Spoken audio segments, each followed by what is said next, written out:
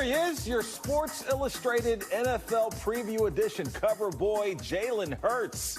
Eagles quarterback gracing the cover for SI with the headline, Phillies' new fresh prince, and Hurts rocking a fit that Will Smith probably would have worn in his Bel Air Academy days while Uncle Phil was throwing Jazzy Jeff out the crib with regularity. Yeah, look at the Jays, though. The Jays. He's represented by the Jays. He's a Jordan athlete now, so man. You got to rock the brand. And welcome into Birds Huddle, powered by PointsBet. Good to see you, along with my guy, Barrett Brooks. I'm Danny Pommells. Now, Barrett, Hurts is also the face of Hulu's live sports ad campaign. And you've said it before, and with all respect to Patrick Mahomes, this guy has a chance to be the face of the league. Absolutely, and I really believe that he will be the face of the league, simply because it's hard for him to do something wrong. See, Patrick Mahomes, he's got the brother. His brother's a mess up. You know what I really say. I didn't want to say mess up, but he's a mess up. He's doing all the wrong things. Jalen Hurts, you hear nothing about him. You want your daughter to marry him. He's one of those guys that, you know, he's a guy that took and went from humble beginnings to going into Alabama, losing his job, going to Oklahoma, getting drafted in the second round. He did everything the hard way. You know what I'm saying? So he understands what it takes to be Mr. Philadelphia now, because he did it the hard way. Yeah, he's got a kind of an underdog story going with him. Respect. All right, that brings us to Barrett's three-point stance. Let's dive in. Your first stance, there's no need to see Jalen Hurts play in the preseason. He has yet to play in either of the first two games. Surely won't suit up in the finale on Thursday against the Colts. And what's your perspective here, Barrett? I mean, Robert Saleh messed that up. You know, last year against the Jets, he got hit going out of bounds. And then this year from this last game, a couple of guys got hurt. There is no way on God's green earth that Jalen Hurts will throw a football game in the preseason this year. And at this point, I don't think he needs it. You know, all these inter-squad practices they had, he got as much work as he needed to go. They were able to go out there, run red zone, run goal line, put him in great situations. And then with him having that red jersey on, he didn't get hit. So he got all the work, full speed reps, and did not get hit because he has that jersey on. So, I mean, it's by design that he's doing that. I love the fact that Jalen Hurts is going to do whatever it needs to take for him to be, a successful player. If they'd have asked him to play in the preseason, he would have, but I'm glad they didn't. He didn't need to go out and get any reps. You know, he didn't need the timing, because he got all the time and he good with those inter-squad reps. Do you wish that the Birds had another joint practice so he could get some more of those reps? No, he doesn't need it. He doesn't need it. I mean, against who? The Colts? Their defense is trash anyway, so you don't need to go out there with those guys, you know, practice with those guys. Now, at this point, he's not going to play. It's going to be just a little light warm-up for the second team. They're going to get in and get out and be the third team, and guys trying to make the squad in this last preseason game. Yeah, the last joint practice Tuesday with the Colts. Let's move to your second stance. Jalen Carter is going to be a major factor from the jump. The Eagles traded up to the 9th overall pick to nab the defensive tackle from Georgia, and his teammates are thrilled with what they've seen so far. Dude is just making split decisions like that.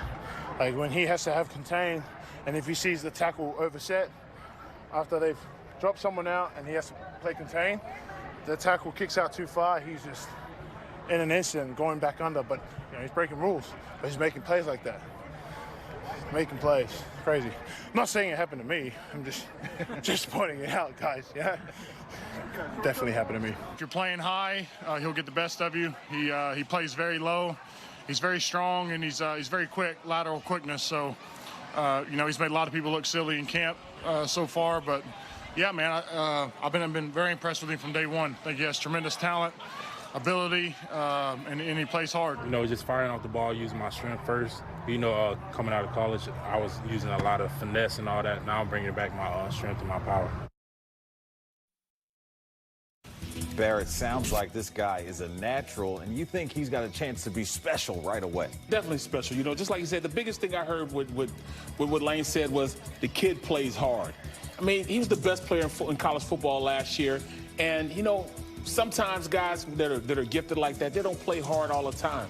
Well, everything that I've heard from people and the people that know him, saying he goes out there and gives his all every single time he's out on the field. And that's what you need from a guy like him. And with the speed that he has, the strength that he has, athleticism he has, he can be a special player. I can see this kid being Defensive Rookie of the Year. That's a low bar for me for Carter. he'll be one of the upper echelon, not just a rookie, but defensive tackles in the NFL. He has everything. He has every tool in the box. He can stop the run. He can go up against double teams and break and split double teams. He can rush the passer on third down. He's an every down player. You put him on goal line. He can penetrate, get up the field, and we all know penetration kills run plays. He's that type of talent. So, yes, I think this kid will be the defensive player of the year. He has all the intangibles he needs to be a great defensive player, not just rookie, but defensive tackles, period. How many reps or series do you think we'll see on Thursday with Jalen Carter? None. None? No, I don't think he plays. Okay. No, I don't think he plays at all. This is the time we're not going to play around with any of the veteran players. He's not going to be with veteran players that are going to play, but starters, period, he won't be a part of those guys out on the field. Right. I don't think so. All right, there you have it. Let's get to your third stance. Using James Bradberry in the slot is a smart new wrinkle from Sean Desai. They've been doing it a bit during camp. Could it be something we see in games, and what do you make of this, Barrett? I think it would be perfect because, you know, usually when you have a guy in the slot, it's usually a bigger guy, a guy that's going to go out there, has the capacity to block a linebacker on run plays, you know, go in there and fill a spot in them. And it's usually tight ends that are out there that you put out there in the slot also.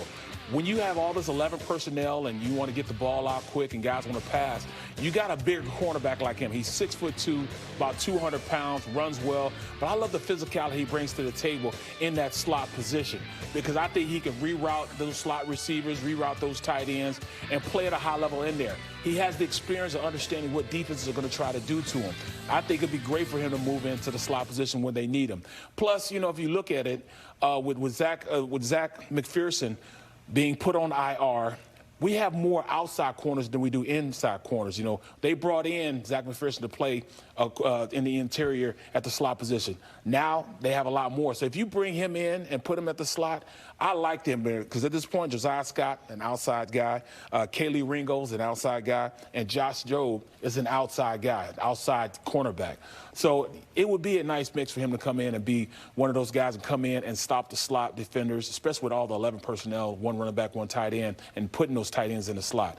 I'd rather have him on a bigger tight end than have those little guys in there. Yeah, they also released Greedy Williams, but really quick, you said as needed in the slot. The dude was all pro on the outside, so are they overthinking it a little bit? No, they're not overthinking it. Okay. We're talking about putting the best scheme on the field. Mm-hmm. He'll be great there, you know. And then you can also move, you know, Maddox on the outside also. You know, he can play on the outside. Probably pretty good on the outside now anyways. All right, there you have it. We're just getting started here on Birds Huddle. Here's what's in the playbook tonight. Miles Jack, we hardly knew ye. After abruptly retiring from the Eagles, we sift through how that position will stack up. Plus, Daniel Jones and the Giants had a strong preseason showing, but does Barrett believe in them or not? And we set the stage for the Colts coming to town for a joint practice. Plus, Indy takes a step toward trading their star running back, Jonathan Taylor. That and more on Birds Huddle. Stick around. Birds Huddle is powered by PointsBet. It's time to step up your same-game parlay with SGP Combo. Combine bets for multiple games and build the ultimate parlay. PointsBet, your move.